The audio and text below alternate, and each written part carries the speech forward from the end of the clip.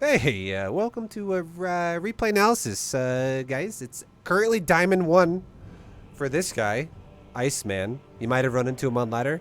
You might be thinking, that guy's fucking not Diamond 1. That guy's fucking Platinum 2. Or you might be like, this guy's easily Masters 1. This guy's good. Well, it really depends on the matchup. Because sometimes people are really good and sometimes people are really bad at different matchups. Okay? And today, Iceman is playing against Ned, the Diamond 1 Protoss. This is Diamond 1 versus Diamond 1. Okay, perfect. Exact same MMR. These guys have the exact same number. I know this because I did all my background checks on these guys. And Iceman struggled a little bit this game. He said, hey, Vibe, you know what? I have the exact same MMR as Ned. So why did he kick my ass so hard? And I'm like, all right, let's figure that out. Why did that happen? Everyone says Protoss is Imba. But we'll have to discover that right now. We'll figure that out. So anyways, Iceman, let's see what's going on. First of all, your drones need to be stacked better. You have 2 close patches not being utilized very well. 1 drone per close patch. You could definitely make that better. Fix that right now. Write that down. Write that down. This patch is still fucked. You put 0 effort into fixing that. Gives you more money. And you haven't even tried to not make this patch get gangbanged the entire time. You've literally been gangbanging this rally point on these mineral patches the whole time. I would recommend maybe rallying your eggs to patches where you know only have 1 drone on it. Try to do a better job of allocating your workers better to patches that need more workers. Like basically what you're doing. Let me give you an analogy. Imagine that you're on the ocean in a boat, and your boat is falling apart. There's like 5 holes in your boat, and you're trying not to sink. And you have a tool in your hand, and the tool in your hand is called boat hole plugger. Okay, it's a boat hole plugger. And all you're doing is you're plugging the same hole repeatedly over and over and over. And then when it gets overplugged, the overplug has like runoff that might plug another hole. It's fucking, you gotta plug multiple holes, you know? Butthole plugger. Okay, let's move on. Okay. Forget about it. You just need to really like you put 0. Like, what's your APM right now? You're putting in 69. You're putting in 0 effort with your butthole plugger. Okay, let's go. Oh god. Okay.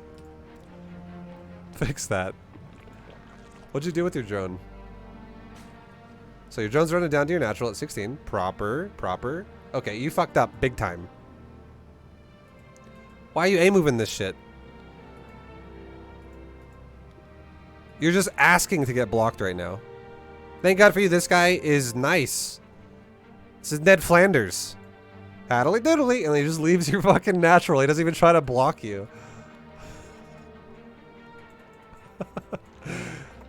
You just fucked yourself, and then he allowed you to be unfucked. What you should do here is not A-move your drone. You should actually be standing right there right now and wait. Because you should, the thing is if you stand right there or right there or right there or right there, your drone has to always run to the center to build the building. And this is pretty obvious. This terrain tells you, build on the fucking diamond. So your hatchery literally builds like that. And if you stand right there, your drone immediately goes in the building like the second you tell it to build when you have 300 minerals. And right now, you will easily generate the last of your minerals that you need before the Protoss gets in here to block you. So you should not be fucking going to poke the probe right now. You should be standing here because, yeah, this guy could have easily blocked you if he wanted to be a dickhead. Like, notice how you have 300 before he's there? You could be building it right now. And here's the crazy thing. You would have 300 even faster, by the way, if you stacked your patches better. If you didn't have everyone go to work on that one patch right there. And then your drones weren't so stupid for so long. Like, this patch still has... where the fuck is the second one right now? Oh, it's right there. That drone is now finally going to that patch. So your patches were fucked for like the longest time. It's just almost 50 seconds in the game, and your drone has one of your close patches has still had one drone this entire time. When you should ideally have all 4 of your close patches stacked before 12 seconds into the game. Realistically. Something to keep in mind. And now it's messed up again. Now it's only got 1 again because the drone got there too early. If anyone out there is like, Vibe, how do you stack patches? I don't understand what that even means. Go check out my first game replay, like the first game I play for every race in Diamond League. I think it was Diamond when I started doing that. I talk about how to stack patches properly and like how to really actually like use worker AI to your advantage. I break it down pretty hard there. I think it's Diamond 3. You guys could correct me if I'm wrong. Anyone who's actually watched it recently. I can't remember.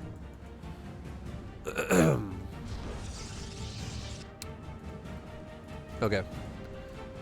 Now, your opponent, I thought it was plat. It might be plat, honestly. Maybe it is platinum.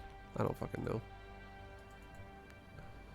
It's pretty easy. Like, the easiest way to find it is it's, look at the first game replay in a video, and I'll definitely break it down. You could, like, if it's YouTube video, you could skip around with it. The very first replay I break down the economy of how worker AI works. And you're not using it at all to your advantage. Stacking patches is so important.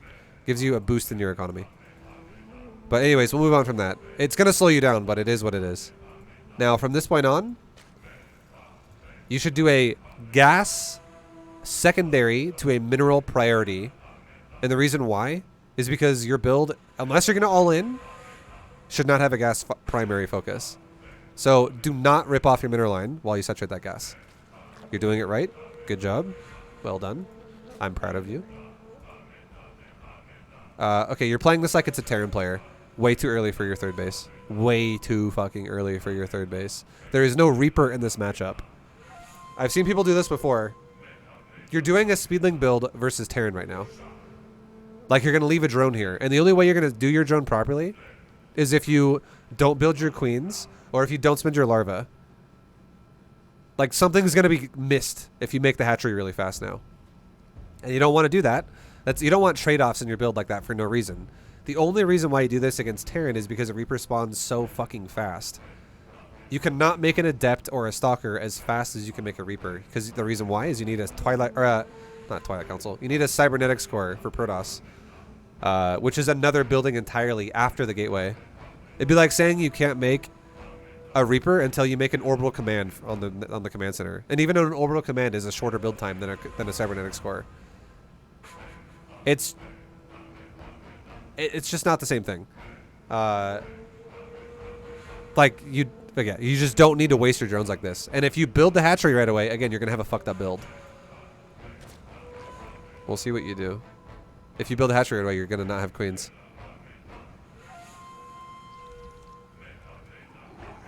So you built it right away, and now look at your hatcheries. No queen, no queen. That's bad. You're also not spending your larva. You have 3 larvae and no queen, and you're now also about ready to have Zergling speed started, and you can't do that either. So what's the point of taking your gas as fast as you did? Your build is off center now. It's a little bit lopsided. So not great, not ideal. What you should be doing, again, honestly, because like look at the Protoss' base. His cyber core. Now this is a late fucking cyber core, by the way, but your Overlord sees it, and look at this. We'll go back to when your Overlord was scouting in. Take a moment to think about this for a second.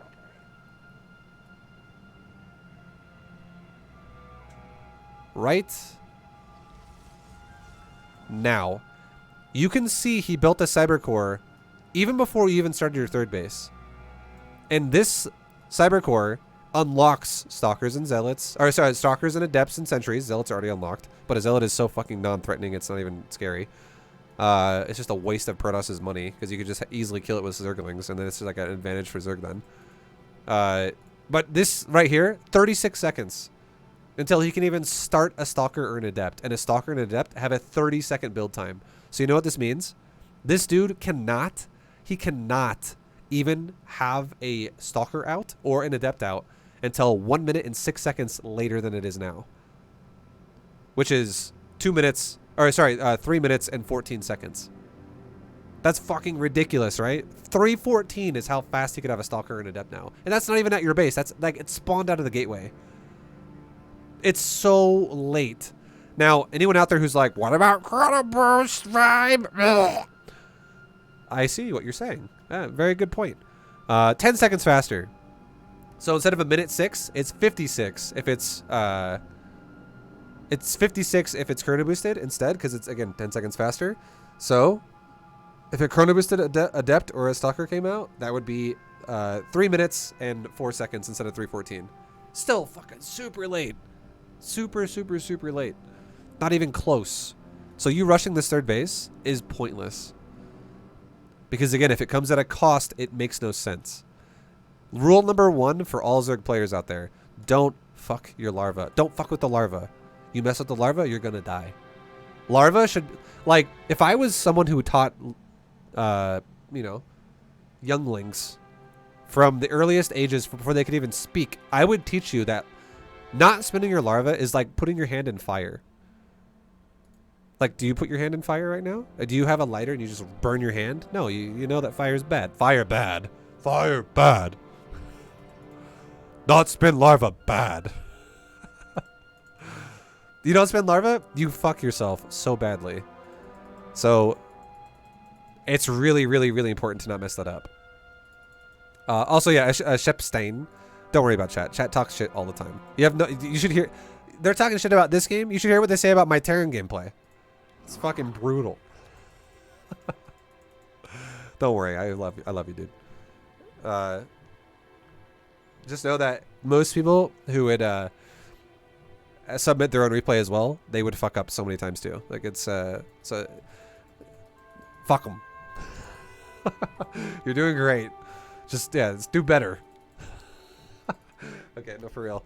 Just the things that I'm telling you are very important. Don't fuck up your larva. It's super important. Because your queens are late now, which is fucking your larva, and you're not spinning your larva fast enough, which is fucking your larva. Not ideal. And look how you're not also starting speed upgrade either, right? Because you can't afford it. I'm glad that you didn't start it with what you just did, but I would say this would have been the perfect response. Okay, think about this for a second. Let's go back. Listen to this. Listen to the words that I'm using. Listen to me. You don't know what he's doing yet, to be fair. So everything you've done so far, other than not saturate, the weird drone thing you did here, don't do that.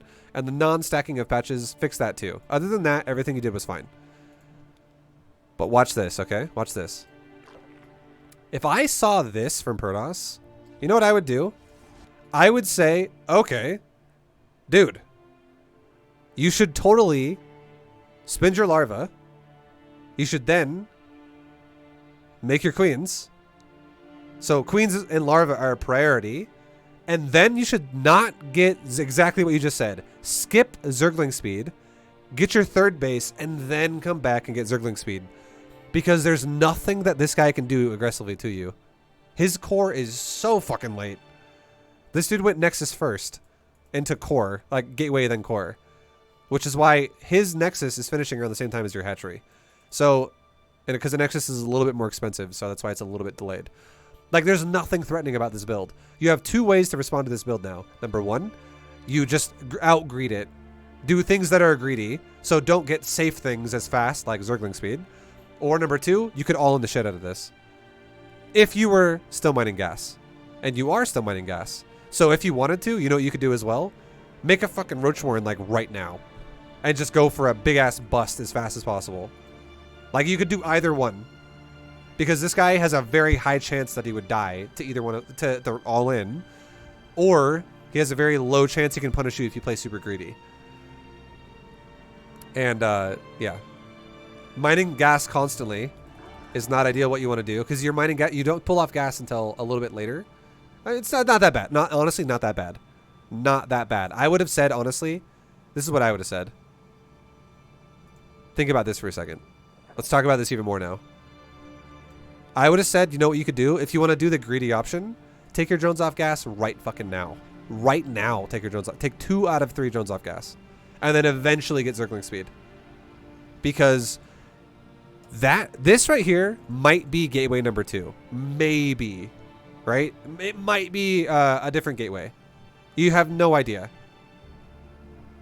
Because that's a late-ass gateway. But the second you saw that, you know that that's not second gateway. You know that's Nexus first. And how do you know it's Nexus first? It's really close to the timing of your hatchery. And again, a hatchery is a little bit cheaper than a Nexus. So that's why it's a little bit off base there for Protoss. And if you said to yourself, oh, fuck yeah, take 2 drones off gas right now, immediately super saturate my natural, make 0 lings, only drones, and make my queens, and then take my 3rd really fast, that would have been the perfect response against this. Because he cannot attack you at all. When I'm on in my A game here, I would go 2 queens, 32 expand, 3rd queen, overlord speed. That would be okay. Sure. But you get the point, though? You get what I'm saying? I just want to make sure you understand the concept. The biggest thing I want you to understand is the concept of this can't attack you. Yeah? Okay, cool.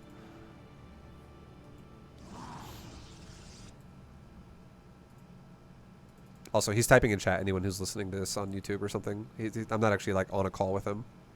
He just typed to me in chat for a moment. I'm just making sure he knows what's going on. Okay, and then moving forward. Oops.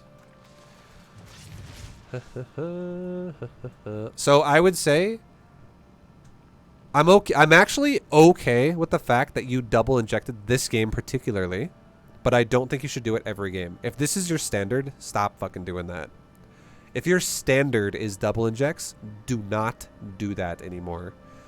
You need to understand that you have choices as Zerg. You have the greedy route, you have the super safe route, or you have the middle road route. The greedy route is double injecting. That is so fucking greedy. And it works if you're not going to get attacked. Greed beats greed. If your opponent's greedy and you're greedy, but you're more greedy than he is, that's totally okay. So I'm actually okay that you double injected this game because he Nexus firsted. That's totally fine.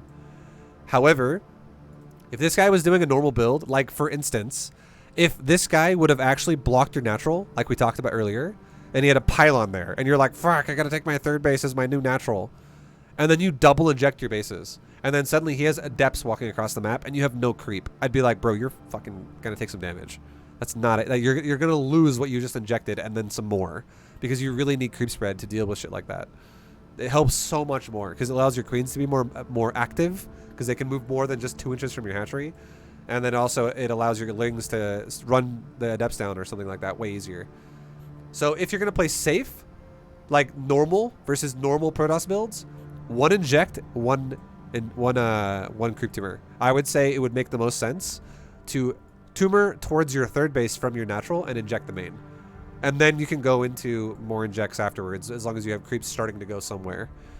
And if you want to play super, super safe, double tumor. You could have a tumor going from here and a tumor going from here. And the only time you should ever do that is if you're not really sure what your opponent's doing with their all-in and you, like, need to see more. Or, like, for instance, like if they're proxying you and you're just, like, trying to be really safe. Like if it's a proxy void ray and you really want to have your queens be mobile. Or if it's proxy 4-gate and you're like, I want my queens again to be mobile, and I also want to try and spread creep towards the proxy, so you don't have this like gap in between your bases. Well, you know what I mean? Like if you think you need to play super safe versus some type of a weird ass 1 base all in, double creep tumor is totally fine. But you would never do that versus someone who's going to play standard, right? Or like really greedy, because then you have nice creep, but you have no fucking larva. Like less larva is not good versus someone who's playing like this. So middle of the road build is good versus standard Protosses. 1 larva inject, 1 creep tumor for the 2 uses there. But because this guy was so greedy, I'm okay with you double injecting. But this will kill you in a normal game if your Protoss opponent's going to play like adept pressure. This will fuck you over because you have no creep to work with now. Like it's so easy for the adept to poke you and then retreat and not actually be surrounded or overpowered. It's very scary.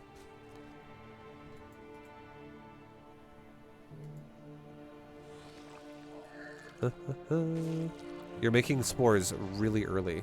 I don't like that. Why are you making spores? So, this is one of those things, right? Where you might think that this is why timers sometimes need to be altered. You might think to yourself, well, Vive, if I don't make a spore crawler at 3 minutes and 30 or whatever the fuck it was, when do you make it? So, Gateway was thrown out at 250. Or Stargate was thrown out at 250.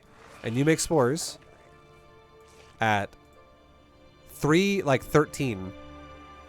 What's spore in the main looking like? 311. You made spores around 311, 313. That's very early. And you might think to yourself, well, Vibe, I need these because what if this guy would have an Oracle in my mineral line? And the only way a Protoss is going to have an Oracle in your mineral line this fast is if they're the kind of Protoss player that double gasses early, goes for a really quick gateway first and then a Nexus and then a quick core and then does not spend anything here and possibly even proxies a Stargate with his first bit of gas. And then goes back to making Stalker, Warp Gate, things like that.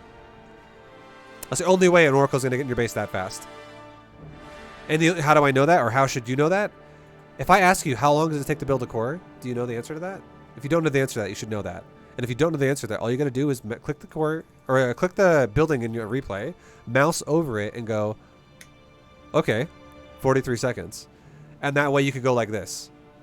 When you're scouting his base, you're like right here where you're leaving. And let's say you see, okay, core just finished. Which means, at the earliest, 43 seconds from now, a Stargate could be done. And if you just really quickly go, what's 40 plus 2 minutes and 40 plus 40 seconds? About 320. Because you're 20 seconds out from 3 minutes, and then 20 seconds more into 3 minutes is 40 seconds total. Easy peasy. Like, it's just simple math. Essentially, it's like adding numbers up from 1 to 6. Essentially, you could literally go like, okay, what's trying to think of an easy way to explain this, but you get the point. It's just time. I feel like I'm gonna just repeat what I just said, and it's gonna be redundant. But yeah, if you know it's about 40 seconds, it's 43 exactly. You could just know. Okay, well, even if I don't even know it's a Stargate, I shouldn't be expecting a Stargate to be done until around 3:20 to almost 3:30. And then you literally see it right here. You watch him build a Stargate in your vision. This is your vision. And if you click that building, you could go, okay, it is a Stargate. So now he started at 250. So I know for a fact that Stargate's not going to be done until 3:30 now. 3:30 is when the Stargate is done. Not even when the units are out. And then another question would be, do you know how long it takes to make an Oracle or a Void? You don't need to make spores in this game pretty much, honestly, until like almost 4 minutes. Because that's not even, you got 3 things to calculate. The amount of time it takes for the Stargate to make, the amount of time it takes for the unit to make out of the Stargate, and the amount of time it takes for that unit to cross the map. You have I guarantee there's not going to be a Stargate unit in your base until 4+ minutes. This is a very early response by spores, and all you're doing by doing that is you're doing what you just did right here. You're fucking your build. You're wasting your money. Like, this is a moment where I would say when you take these spores, you actually could probably look at another player who plays up to this point in the game and go, what the fuck? The other guy has like 42 supply already, and why am I at 36? Or blah, blah, blah. Like, your build is off. You're hindering yourself repeatedly. Like, you're giving yourself these like speed bumps to run over repeatedly, and it's just slowing you down.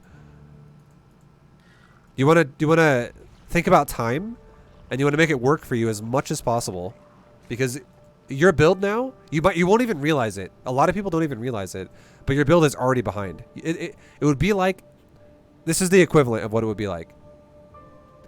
Imagine if you had a build that was being executed by like Cyril or someone who's super good at StarCraft, and he like knew exactly how to squeeze out every little advantage that he could, right? He just knew exactly how to maximize everything. And then suddenly you watch Cyril's game, and like 2 adepts run into Cyril's base and kill 4 drones. And then the adepts leave his base. That's where your build like would be already, with nothing happening, because of the inefficiencies of how you set shit up.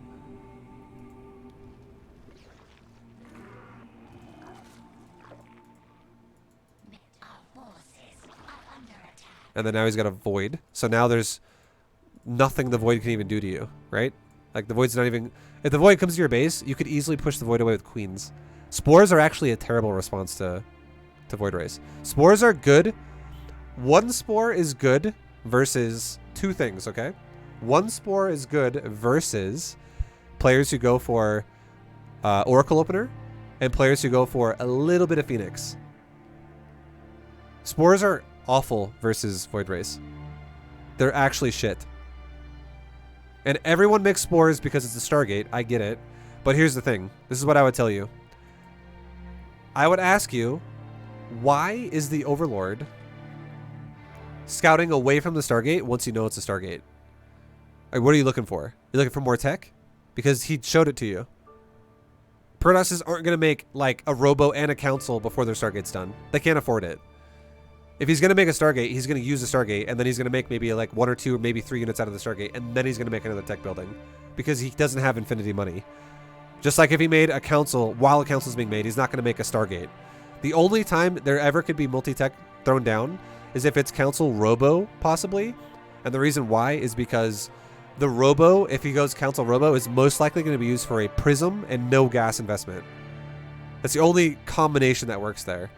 But if it's a Stargate, there's no units in a Stargate that's only mineral. So you cannot make a Stargate and also make a Robo or also make a fucking Council at the same exact time. Or otherwise that build is so shitty for Protoss. So what I would tell your Overlord to do now, if you saw that, would actually be like, go back to that cliff and sit there. And why is that important? Because if you guys didn't know this, you can see what unit builds in the Stargate without even clicking on the Stargate. Right here, watch this. Stargate finishes, and look at this. Look at the inside of the Stargate. Do you see how there's a banana in there? It's a big ass void ray. Look at the holographic scaling up and down the middle of the Stargate. It's the big white center. Watch it. It rotates up and down, and it shows you a holographic void ray in there. Do you see how that looks like a void ray? It's got 3 pointed top in the front as a void ray. It's got the back little bit here. And when it's currently set, it's a little bit harder to see, but you can still make it out very easily if you're used to it. It is very clearly a void ray. The Chronobus is over. Now it's really easy to see it again. The easiest way to tell is look at the front of a void ray. It's like 3-prong point void ray, right? It's like a banana body with a 3-prong point is a void ray. A Phoenix, like this is how I best could probably describe it to you. A void ray in the front of the Stargate looks like this. That's a void ray. You want to know what a Phoenix looks like? This is a Phoenix. That's a Phoenix right there. And you want to know what it's like way wider. And you want to know what an Oracle looks like? An Oracle looks like this. It's like Fat Boy, essentially. It's like a Oracle is very wide. A Phoenix is very wide. And a Void Ray is very thin. And each one of them have a different tip. And these are the only 3 units you can make before the Stargate has a fleet beacon. You cannot make a Tempest or a Carrier right now. So if you learn these, you can already tell that that's a Void Ray very easily. And if your Overlord is going to die either way, knowing that a Void Ray was made is super nice, because I would say once you saw it was a Void Ray, then you could move down and be like, what else is he doing? And now he's showing you, like, I mean, you actually got lucky as fuck there, and you actually saw the Robo and the Council after he made the Void Ray. Right? So if your Overlord would have been here and you would have saw him starting a Void Ray, you could have then went down and you still would have saw it. But it would have made more sense because you would have confirmed it's a Void Ray, because for all you know, if there is a Void Ray, you don't need spores. But if it was an Oracle and you see that and you then start going down in his base, well then you can't really kill your Overlord very well unless he makes a Stalker or something, which he doesn't have. But at the same time, you then could make spores because you're like, it's an Oracle though, vibe. I need fucking spores or my drones are gonna die. And it would make sense then, because look at how little these spores do. Like, let's watch it now. We'll come back to 4 minutes in a second. What do these spores actually do? Right? Like, what are they doing? Not one spore crawler has shot one thing yet.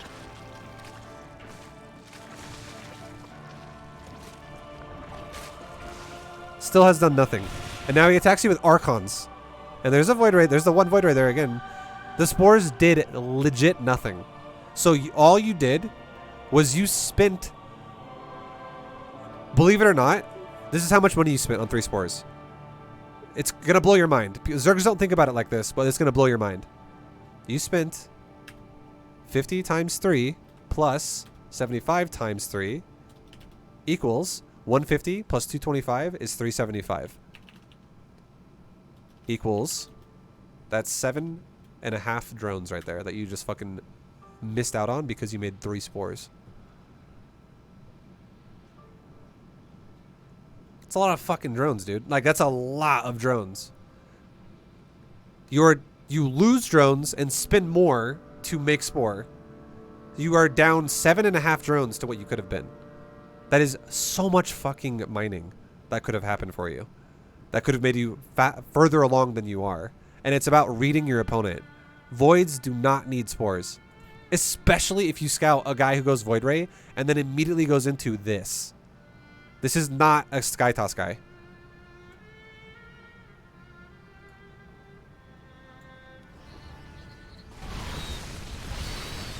Like, you died because you just don't have enough.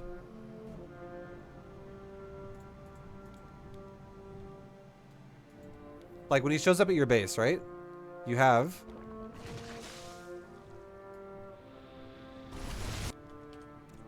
You have 15 roaches. You have 21 lings. You have 8 queens. Like, first of all, you made way too many queens as well for the what you were up against. I feel like you just went into this, like, mode where you went, like... Just made a fucking Void Ray! Ah! Anti-air! Like, every Zerg is like, I fucking hate Void Rays! They're gonna come into my main and blow it up! But it's not even a Void build. You saw everything. You saw the council. You saw the robo. After he made 1 Void Ray. This is not mass voids. You're overreacting like crazy. Also, you want to know another thing that's a big giveaway? You saw a wall off at his base. This is the biggest fucking all-in bullshit I've ever seen. Anyone who walls their base off is going to fucking kill you. Or try to.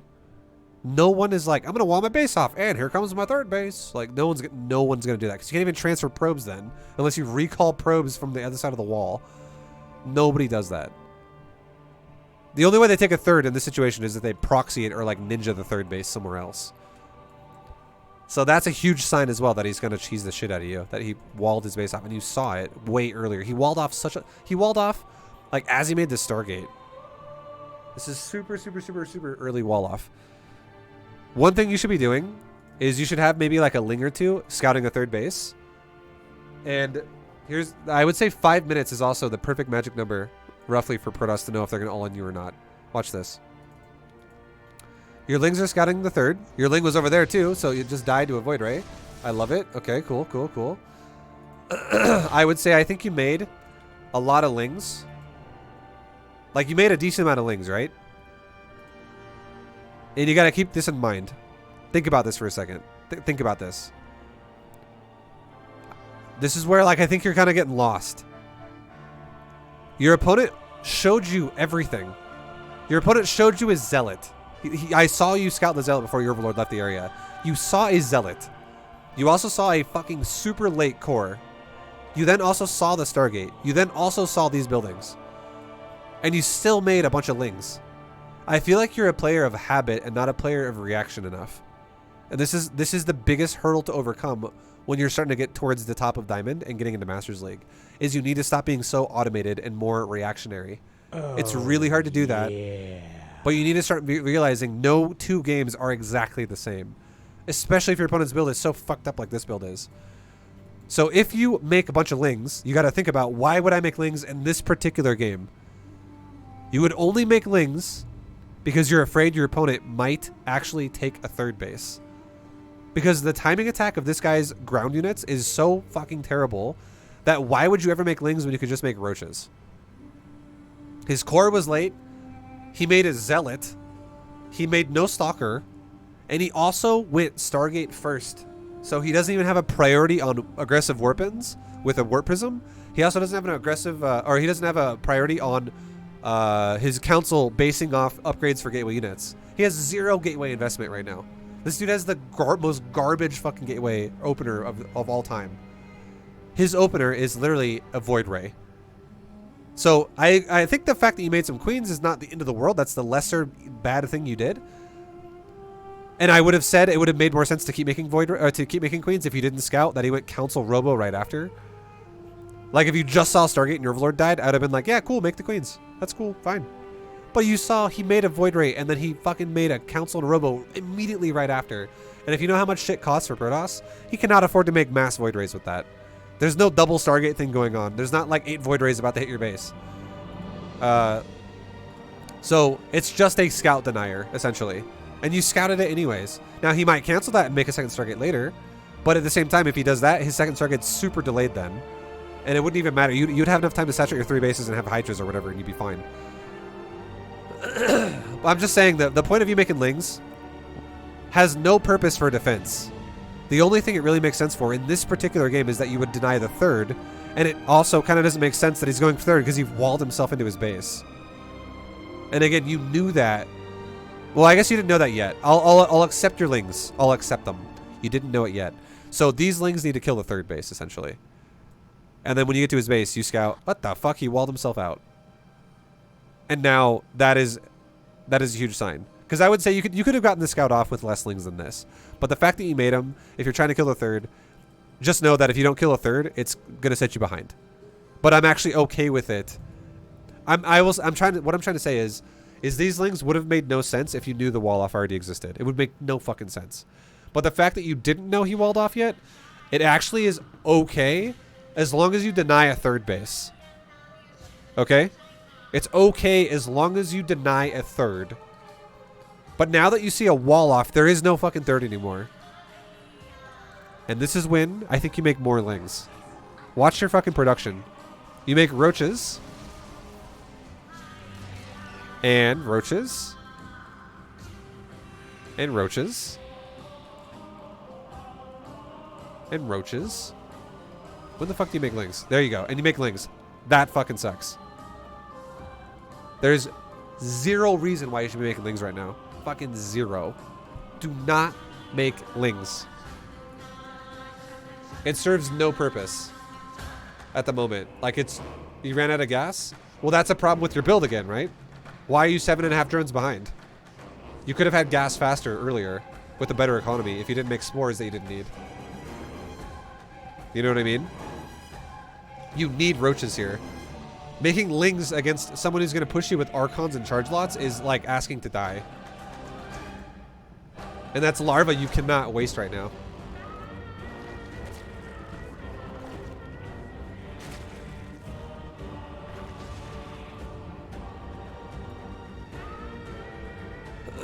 And I will say I'm okay with you making more queens now because you're about to fucking die. So you're like, I need everything I can. But here's a cool thing you could have done, okay? So you know you're getting all in. You've known for a little while now you're getting all in. Here's a clever thing you could have done. Watch this. So you saw, or I don't know if you really saw it. It's kind of hard to say. But if you noticed it, you saw a glimmer there, a little speck of Protoss. I would say one of the coolest things you could do here would be, if your creep spread's good, that's wonderful. But if your creep spread's not good, leave like one of your lings that you shouldn't have mass lings, but you should have a couple from the early game. That's totally fine. But you should leave like one ling, maybe like right there. Or like maybe even like right here. Leave like one ling like right here. And leave one ling maybe like either here or like here. In this area somewhere. Like it's a little bit off. You're close, but it's a little bit off. The only reason why I'm saying this is because if you see where the Protoss is coming from, which is here, he's coming from the south. What you could do to fucking ruin his world right now would be build a Evo chamber right there, build a Evo chamber right there, and that's it. Or build an evo chamber like right there, and build an evo chamber right there, and then don't wall it off, gap it a little bit, build an evo chamber like right there. You want to create a doorway that is artificial where his units can try to walk into it. The AI will be like, get in there, and everyone's gonna be like, go through the little tiny choke point door. And all that does for you is it buys you time to get more auto attacks off. You fucking ruin the AI of melee units with that. You make melee units super fucking stupid. And it makes your like if he also spends time to go, I'll kill the wall now, you get free auto attacks. And suddenly he kills the wall and you kill 8 zealots. And you're like, cool, well now you have 8 less zealots to actually charge me with. I'm okay with that, right? Like it's super good for you. So that's another way, if you're not confident, you can break this. And you're like, oh fuck, this is actually scary, I might die. Just make some fucking so evos. Plus broodlings. But here's the thing about broodlings though. They don't actually spawn if the building dies while it's under construction.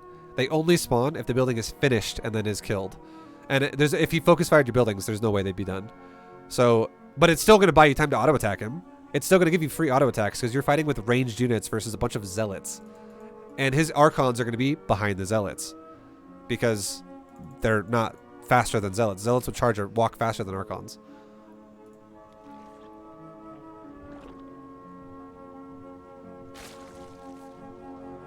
But yeah, since you made lings and you also don't make a wall and you also stand here and you also have a fucked up macro version of your build, there's just too much Protoss here and you get broken.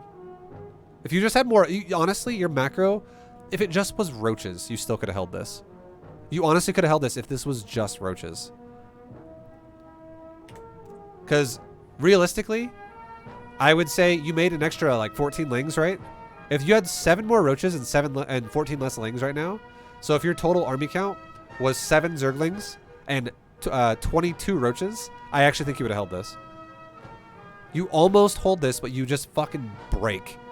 Another thing you don't do is you don't micro at all here. You just stand there. You need a kite. This is also almost holdable even with what you have. Almost. I would say it's scary, but almost. You need to back up the fuck up. You need to attack, back up, attack, back up, attack, back up, attack, back up. You know why? You have roach speed, and you know what roach speed does? It runs faster than archons. You could literally outrun archons and kill zealots. But look how, let's count it. How many archon hits hit your roaches while you kill zealots? 1, 2, 3, 4, 5, 6, 7, 8. That's 8 right there. That's 9 right there. 10. And now the zealots are mostly dead. You just got hit by like 10 fucking archon auto attacks. And most of the zealots are, not even all of them, but most of the zealots are dead now. Do you know how much 10 archon auto attacks represents? It's 350 damage without including splash. 350 fucking damage, not including splash damage.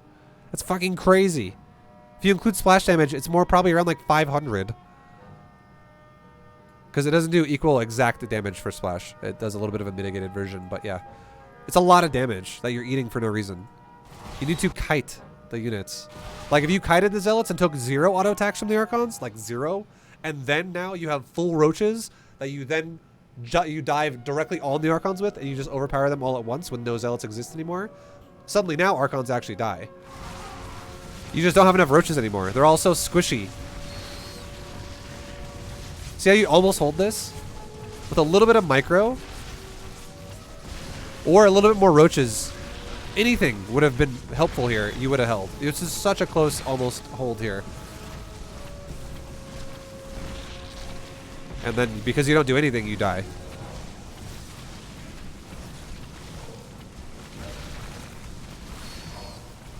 And now you die for real because he's breaking your economy. And now you're falling below him in economy.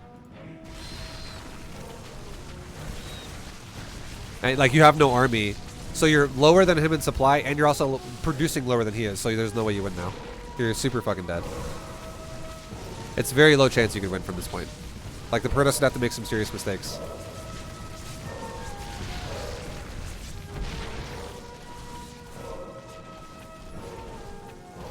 Vibe, if it's Charge Law Immortal instead of Charge Law Archon, you need Lings though, right? You only make Lings if your build is a higher unit count slower tech build. If you're like still on hatchery tech and he shows up with his timing attack, then yes, you'll probably have to add in some lings, because the reason why that would work like that is because your build is probably super fucking greedy and you have way more larva. But if your build has roach speed already, no, don't fucking make lings. Even if there's immortals here. You want to know why? Immortals walk even slower than archons. You could kite the zealots and kill them all and then overpower the immortals just like you could do it with the archons. Do not fucking make lings in this situation. Zealots just murder lings, like in this situation when it's a 2-base all in, when it's like a massing of zealots. And then if the guy's making mostly, like, you gotta realize, if this was Archon or if it's Immortal plus Zealot, it's like 80 or like 90% Zealot. Only like 10, maybe 20% of the other unit, the power unit. And you know what Zealots are really bad against? Roaches. Zealots fucking suck dick against roaches. They're so bad. If you have a lot of roaches, you easily overpower the majority of his army, and then you outnumber the power army that he has that's better. So 30 roaches that get built up over time as you kite 20 zealots. Very real numbers there. Maybe you lose 4 roaches while you kite and kill 20 zealots. Very real numbers there, because roaches dominate zealots if you kite on creep with roach speed. That's ridiculously roach favored. And now if you have 26 roaches barreling down onto like 3 immortals, you're going to fucking beat the crap out of those things. You're going to like 2-shot every immortal. And that's not even including you're still making roaches behind that if you're not skipping macro. And you're doing it off of like 3 bases with injects. So hopefully that makes sense. Sheepstein. Because you got to realize, a zealot, when it has charge, gains move speed. Not even charging. It just gains move speed. It's like metabolic boost for a Zergling. A zealot gains literal move speed. You can see it right here on its move speed. It's 4.72 in yellow text. It literally runs faster. When it charges, charge represents like 10 move speed. When it's active, it makes a zealot fucking haul ass like a rocket is up its ass. And all that does, the charge procs and the move speed upgrade, makes the zealots run further away from the slow units that are in the back, like the archons or the immortals. So kite his zealots, kill them while kiting them. And roaches, again, have one thing in common with zealots, and it's that they both run faster than archons and immortals. Yo, Vibe. Yo, what's up? Vibe, still streaming? Yeah, I'm pretty much done now, though. But I hope this makes sense. I hope this helps you, Sheepstein. There's a lot of things you could fix. And I honestly think the biggest thing you need to fix overall is you need to start playing more reactionary and less like automated. I think you play too repetitive, probably. Just like some of the things you're doing here, I feel like you just do it like multiple games, like against Protoss and Terran together. Shit, like you got to think more about how to maximize what you're doing in the opener. And some examples of that are ideas I gave you earlier in this game, like how to not take your 3rd base and fuck your larva up and fuck your queens up and things like that. But anyways, much love. Thanks for doing it. Good luck to you in your future games, and thank you guys for watching. I'll see you guys in the next one, whenever that is. Take it easy. Peace.